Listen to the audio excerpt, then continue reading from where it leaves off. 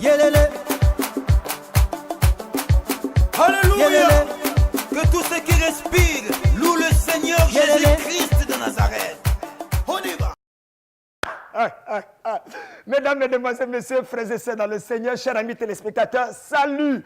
Je suis le docteur Dienedor Kamdemnunga, encore appelé Bishop Dios Ido, et le président de la mission royale Ange de Nazareth ici à Abidjan, en Côte d'Ivoire, dans le quartier de Bonnouma, et également le président des églises cathédrales de la foi, répartis pratiquement dans 8 nations dans le monde. Le plaisir est pour moi de vous savoir de plus en plus nombreux pour apprécier comme ça ce que Dieu est en train de faire au travers de sa parole. Moi, je reste convaincu que le miracle authentique ne vient que par la prédication d'une parole authentique de Dieu. Et je sais que vous vous habituez et vous allez davantage vous habituer sur les nouveaux programmes de l'Ange de Nazareth. Il faut le dire, c'est les mardis et les jeudis de 14h15. Mardi et jeudi à 14h15, les mercredis à 20h et les vendredis à 21h. Ça, c'est clair. S'il vous plaît, notez ça. Mardi et jeudi 14h15, mercredi 20h, vendredi 21h. Et nous faut aussi dire qu'à 5h du matin, vous allez me suivre les mercredis, les jeudis et les vendredis à 5h du matin. Aïe, aïe, aïe, aïe, aïe. Et les dimanches minuit, dimanche à minuit 30, nous sommes ensemble. Je reste convaincu que le ciel est sur le point d'honorer ta vie et nous avons des messages intéressants pour vous. S'il te plaît, si tu n'as pas encore donné ta vie à Jésus, pense à le faire. Et nous voulons t'inviter à assister à un de nos cultes au niveau de la mission royale Ange de Nazareth, cathédrale de la foi, du côté de Bonnouma vers Abidjan Mall. Nous faisons les cultes les mercredis à midi, de midi à 14h, c'est l'heure de l'exaucement. Les vendredis à 19h, de 19h à 20h40, c'est un culte prophétique. Et les dimanches, nous avons à partir de 17h00 ce que nous appelons le culte de gloire, un moment exceptionnel de démonstration de la présence et de la puissance de Dieu. Bien-aimés dans le Seigneur, j'aimerais que vous ouvrez vos Bibles avec moi dans Genèse chapitre 22, le verset 10. Genèse chapitre 22, le verset 10. Il est écrit: Puis Abraham étendit la main et prit le couteau pour égorger son fils. Puis Abraham étendit la main, prit le couteau pour égorger son fils. Aujourd'hui, je prêche sur le thème: le couteau de mon père ne me tuera pas. Dis avec moi: le couteau de mon père ne me tuera pas. Lève ta main au ciel et dis encore: le couteau de mon père ne me tuera pas. Bien-aimé dans la Bible, bien-aimé, il y a des histoires que lorsque vous lisez dans les Saintes Écritures, si vous ne voulez pas tomber sous le prisme d'une religion défaitiste et que vous voulez regarder objectivement, vous allez vous poser des questions qui soit va vous amener à rétrograder, soit va provoquer la révolution spirituelle dans votre vie. Le couteau de mon père ne me tuera pas. L'histoire que nous sommes en train de lire n'est pas l'histoire d'un homme qui a pris l'enfant de son ennemi pour aller tuer. L'histoire que nous sommes en train de lire n'est pas l'histoire d'un homme qui a pris son enfant qu'il voulait taper, il voulait le corriger pour une désobéissance et il l'a amené quelque part juste pour le fouetter et le ramener. Non. L'histoire que nous lisons, qui est la clé de l'histoire des deux plus grandes religions dans le monde, l'islam et le christianisme, est une histoire d'un homme qui a pris son fils bien-aimé, pratiquement son fils unique, et qu'il partait l'égorger, le sacrifier, l'offrir en holocauste. Pas parce qu'il voulait, mais à cause de sa religion, à cause de ses convictions. Agabragou Zagidaga. La Bible dit que Abraham a pris son fils. Il n'a pas parlé à Sarah. Il n'a pas donné ses vraies intentions à la mère de son fils. Parce que s'il avait dit à Sarah ce qu'il voulait faire, Sarah allait se tenir et dire, c'est sur mon cadavre que tu vas faire une telle abomination. Tu ne peux pas prendre Ismaël pour aller sacrifier. C'est Isaac, mon Isaac, que tu veux sacrifier, mourir. Jamais. C'est l'histoire d'un homme appelé Abraham. Parce que son Dieu voulait le tester, parce qu'il voulait plaire à son Dieu. Il a pris son fils, son unique, le fils de ses entrailles. Comment expliquer, mon frère, que tu prennes ton fils unique pour aller le sacrifier à cause du fait que tu veux être béni? Agabragou Zaïgada. Le couteau de mon père ne me tuera pas. Aujourd'hui, je suis venu arrêter une malédiction parentale qui pesait dans ta vie. Écoute-moi, ma soeur. Écoute-moi, mon frère. Il y a quelque chose que tu subis aujourd'hui. Pas à cause de ton péché. Pas à cause de ta faute. Mais parce que ton père voulait sacrifier ses enfants. Et Dieu m'a dit de te dire, le couteau de ton père ne te sacrifiera pas. Écoutez-moi. La Bible dit, Abraham a pris Isaac et il a décidé d'aller à la montagne de Dieu pour le tuer. C'est vous qui voyez que c'était une épreuve. Mais quand Dieu parlait à Abraham, ce n'était pas épreuve. Abraham savait qu'il partait égorger Isaac. C'est après qu'on a dit que c'était épreuve. Parce qu'une épreuve n'est pas une épreuve tant que tu ne l'as pas traversée pour voir si c'était une épreuve. Est-ce que je parle à quelqu'un? La Bible dit que lorsque Abraham a pris Isaac, Isaac au verset 6, Abraham prit le bois pour l'holocauste, le chargea sur son fils Isaac et porta dans sa main le feu et le couteau. Qu'est-ce qu'il avait dans sa main? Le feu et le couteau. Verset 7. Alors Isaac parla à Abraham, son père, et dit, mon père, et il répondit, voici mon fils. Isaac reprit, voici le feu et le bois, mais où est l'agneau et l'holocauste? Isaac n'a pas dit, voici le feu, le couteau et le bois. Il a dit, voici le feu et le bois, où est le sacrifice? Donc, Abraham avait le feu et le bois et le couteau, mais il avait caché le couteau. Isaac n'avait pas vu le couteau qu'Abraham avait. Abraham a monté le feu. Abraham a monté tout ce qu'il avait, le bois. Mais Abraham n'a pas monté le couteau. Si Abraham avait monté le couteau, Isaac allait dire, voici le feu, voici le bois et voici le couteau. Mais Isaac n'a pas dit, voici le couteau, dont le couteau était caché. Aïe, aïe, aïe, aïe, aïe. Abraham, le père, avait caché le couteau. Chaque père a un couteau qu'il a caché à son fils.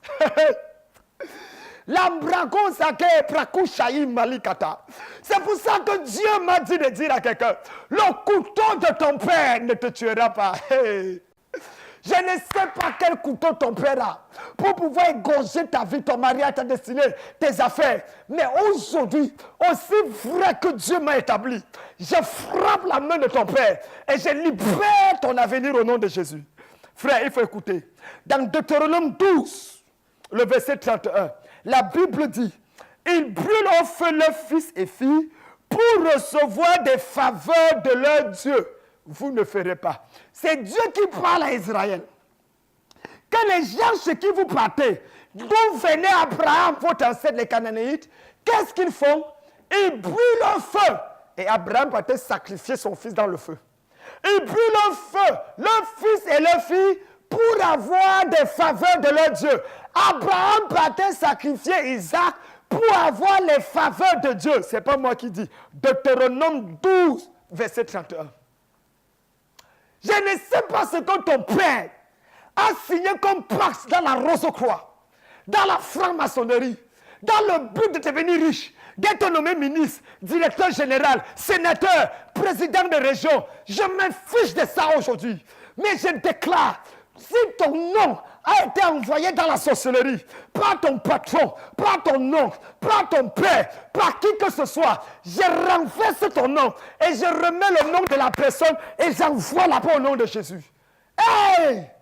Lève-toi et tiens avec moi. Le couteau de mon père ne me tuera pas.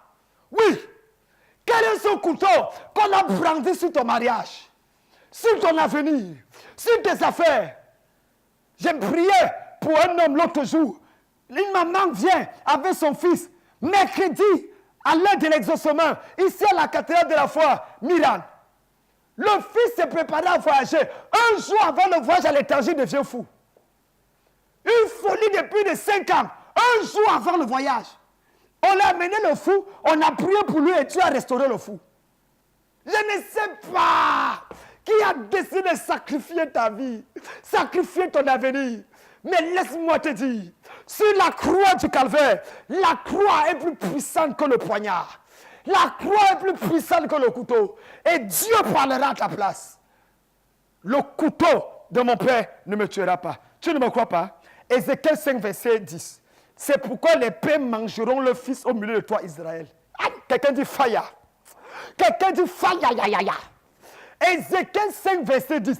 C'est pourquoi les pères mangeront leur fils au milieu de toi, Israël.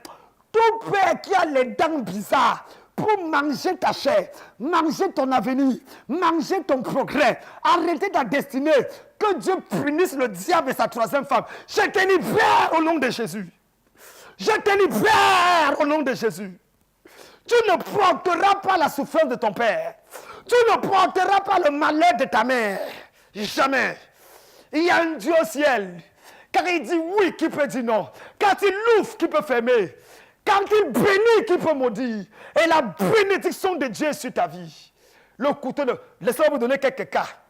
Parce qu'il faut avoir des exemples dans la Bible, non. Alors, premier cas, Noé. Genèse 9, versets 22 et 26. Noé s'est levé de son ivresse et maudit son propre fils Cham et sa descendance Canaan. Ah! Le père qui maudit son fils. Le gars boit, il a bu bloc, il a bu champagne, bu vin rouge. Il est devenu ivre et il maudit son fils parce qu'il a vu sa nudité. Tiens!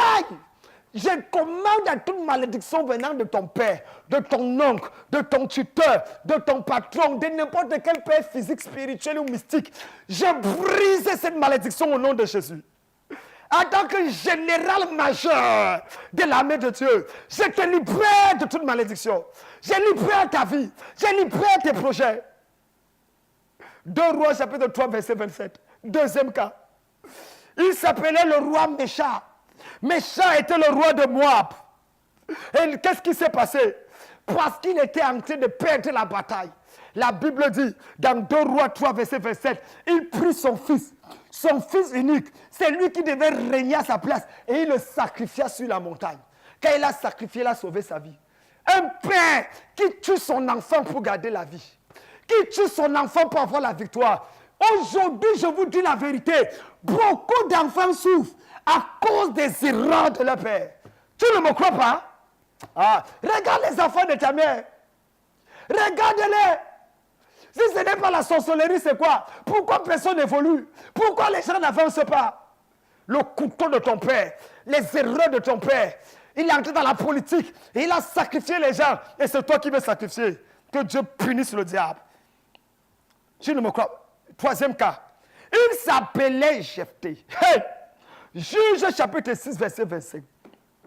Dieu dit à Gédéon, l'autel de Baal qui appartient à ton père, renverse cet autel et tu vas être libre.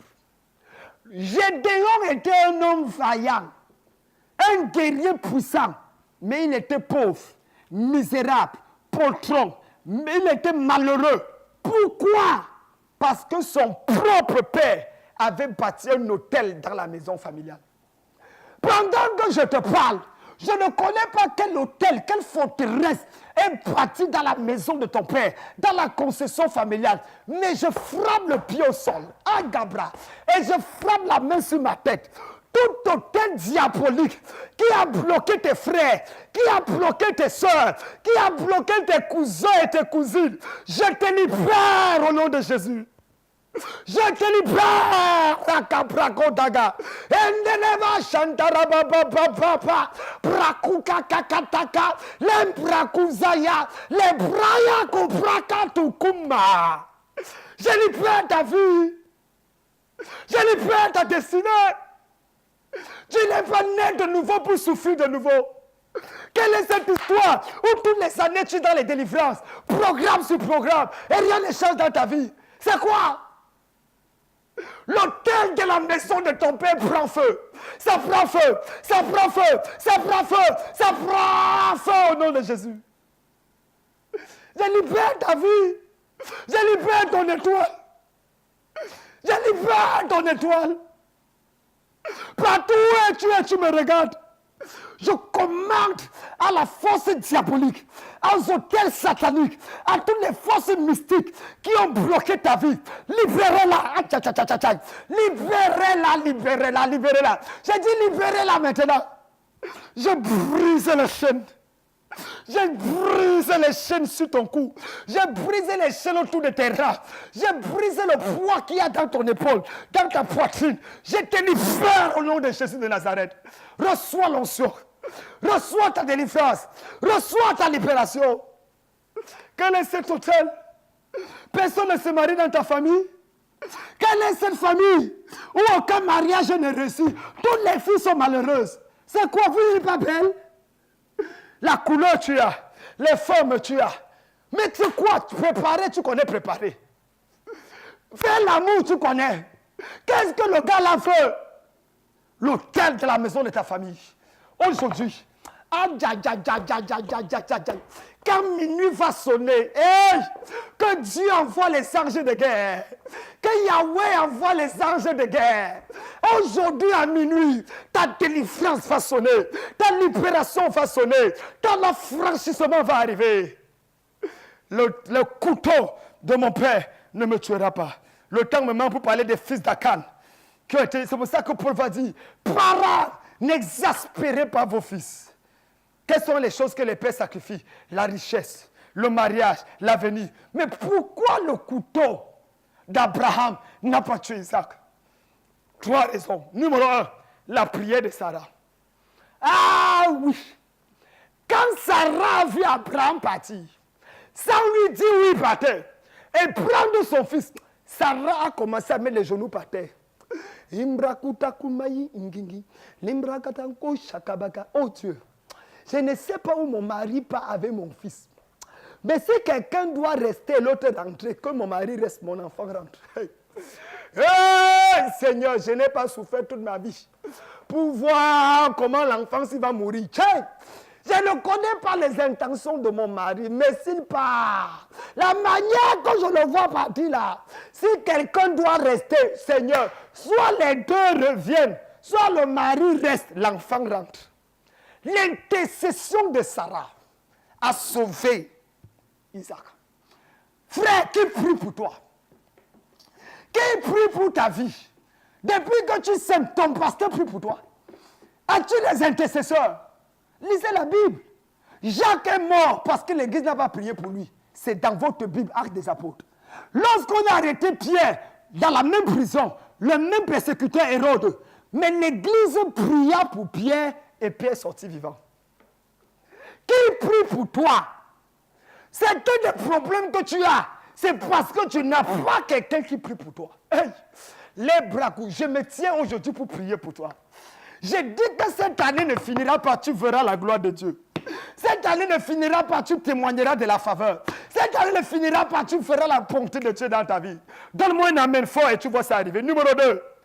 La deuxième chose qui a fait que le couteau d'Abraham ne tue pas Isaac, c'est quoi? La prophétie sur la vie d'Isaac. La prophétie sur la vie d'Isaac. Il avait été prophétisé qu'Isaac devait être celui par qui Dieu allait créer toute une nation, des nations pour Abraham. Quand il y a une prophétie sur ta vie, tu deviens immortel. L'avantage d'une prophétie qui n'est pas encore accomplie, c'est que Dieu ne peut pas accepter que tu meurs sans que la prophétie ne s'accomplisse. Ça, c'est l'avantage. Il s'appelait Siméon. Il avait été divinement affecté par l'Esprit, qui ne mourrait pas sans voir le Messie. Ses collègues étaient morts. Ses parents morts. Les plus jeunes que Simeon sont morts. Les enfants de Simeon sont morts. Mais lui est toujours vivant. Quel est le secret de sa longévité? Il avait été averti par prophétie qu'il ne mourrait pas sans voir le Messie. C'est pour ça que le jour où il a porté Jésus dans ses mains, quelle était la prière de Simeon? Maintenant, Seigneur, tu peux laisser ton serviteur s'en aller en paix. Car mes yeux ont vu le salut que tu as préparé pour les nations. Hey! Je prie pour toi aujourd'hui. Toute prophétie attachée dans ta vie s'accomplira avant ta mort au nom de Jésus. Si tu dis Amen, ce mois-ci ça s'accomplit. Je n'ai pas entendu Amen. Dis Amen plus fort. Hey, tu as peur de qui? C'est ta vie. Ta prophétie s'accomplira. Et la troisième chose qui a fait qu'il puisse ne pas mourir, c'est simple. C'est que, vous savez ce qu'on appelle le plan souverain de Dieu. Mesdames, Mesdemoiselles, Messieurs, le couteau de mon père ne me tuera pas. Je ne connais pas quels sont les problèmes, les caractéristiques de ta famille. Quelles sont les choses qui ne font que se répéter dans ta famille. Est-ce une maladie bizarre? Ton frère a eu, ta soeur a eu, toi tu as ça. Est-ce le fait que dans ta famille, les gens ont les diplômes, mais personne ne travaille? Vous avez les diplômes comme ça, mais personne n'a un travail qui correspond à ces diplômes. Est-ce que dans ta famille, il y a des opportunités qu'on ne bénéficie pas? Est-ce que dans ta famille, les gens montent dans la gloire, mais ne restent jamais dans la gloire? Il y a toujours un moment où, pouf, ils retombent. Ils montent, pouf, ils retombent. Est-ce que dans ta famille, les gens font les efforts, ils avancent, et quand ils sont sur le point d'arrêter la chose, quelque chose les tire par derrière. Ils se battent. Quand ils sont sur le point d'arrêter la chose, quelque chose les tire par derrière. Aujourd'hui, je me tiens avec l'onction de Dieu. Tout ce qui te tirait par derrière, je coupe ça au nom de Jésus. Je te sépare de ça. Je brise ça dans ta vie. Je brise à gauche, à droite, devant, derrière, au-dessus, partout. Je brise dans ta vie tous les liens mystiques, toutes les forces bizarres. Fais comme moi, fais comme ça. Brisez. Tout le monde. Faites, allez, brisez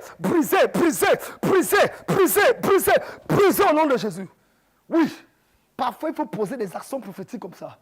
Dieu ne permettra pas que tu... Tends la main vers l'écran, je vais prier. Tends la main vers l'écran. Père, au nom de Jésus. Je ne connais pas le nom du couteau qui est placé sur la tête de mon fils ou de ma fille, de mon frère ou de ma soeur, de celui qui me regarde en ce moment. Mais je prie que dans 3 jours, tu exposes et détruises ce couteau. Qu'à l'instant où je prie cette nuit, la main de Dieu descende et brise celui qui a le couteau sur son mariage, le couteau sur sa vie pour détruire et gâter les choses. Au nom puissant de Jésus, sois libéré. Amen. Waouh, le couteau de mon père ne me tuera pas. Frères et sœurs dans le Seigneur, Dieu est vivant. Je ne sais pas à qui je parle, mais tu sens dans ton cœur qu'il y a un poids, il y a un fardeau, et tu ne sais pas comment faire pour sortir de cette situation. Je voudrais te supplier de nous contacter. Nous avons un service de délivrance et un lieu de retraite, un camp de prière dans lequel nous mettons les gens dans un programme spécial ici à Abidjan. S'il te plaît, prends rendez-vous en appelant 3 jours de retraite, de délivrance pour toi, ta famille, et tu verras le changement dans ta vie. Nous avons nos camps de prière, les lieux de prière, les chambres de prière climatisées et d'autres qui sont ventilés, qui permettent aux gens de venir en retraite s'enfermer pour écouter la voix de Dieu. Et nous travaillons avec vous. Je travaille personnellement avec vous et je prie pour vous pour qu'il y ait un changement. Tu m'écoutes à l'intérieur du pays, au Burkina, au Mali, au Ghana, quel que soit l'endroit où tu m'écoutes et tu as besoin de voir Dieu dans ta vie. S'il te plaît, prends rendez-vous, tu viens pour 2 jours, 3 jours dans notre camp de prière, le camp miracle, et tu verras la grâce de Dieu se déployer. N'oublions pas que nous avons notre culte spécial ce dimanche à 17h précise, le culte de gloire. Tous les dimanches à 17h, je vous attends. Et également le mercredi à midi, l'heure de l'exaucement. Tous les mercredis à midi. Vendredi à 19h, c'est le culte prophétique. S'il te plaît, c'est 3 jours de puissance. Je reçois tous les jours, sauf le lundi, d'à partir de 10h. Prenez rendez-vous avec mon bureau et mon équipe et nous allons ensemble partager. Les samedis, de 8h à 12h, nous avons ce qu'on appelle l'école du ministère. C'est l'Institut biblique Béret. S'il te plaît, ce samedi, ne manque pas. Viens te joindre. C'est nous enseignons les profondeurs de la parole et nous sortons la dimension logotique et romatique des Écritures. Que Dieu te bénisse. C'était le docteur Dienedo Kamdem-Nunga, encore appelé Bishop Josh Ido de la Mission Royale Ange de Nazareth et le président des églises catholiques de la foi dans le monde. Je vous aime de tout mon cœur et je déclare que la grâce et la main de Dieu va accomplir un miracle cette semaine dans votre vie. Que Dieu vous bénisse. Ciao. Yelele. Alléluia. Yelele. Que tous ceux qui respirent louent le Seigneur Jésus-Christ de Nazareth. On y va. L'éternel conduit son peuple haut. Il n'y avait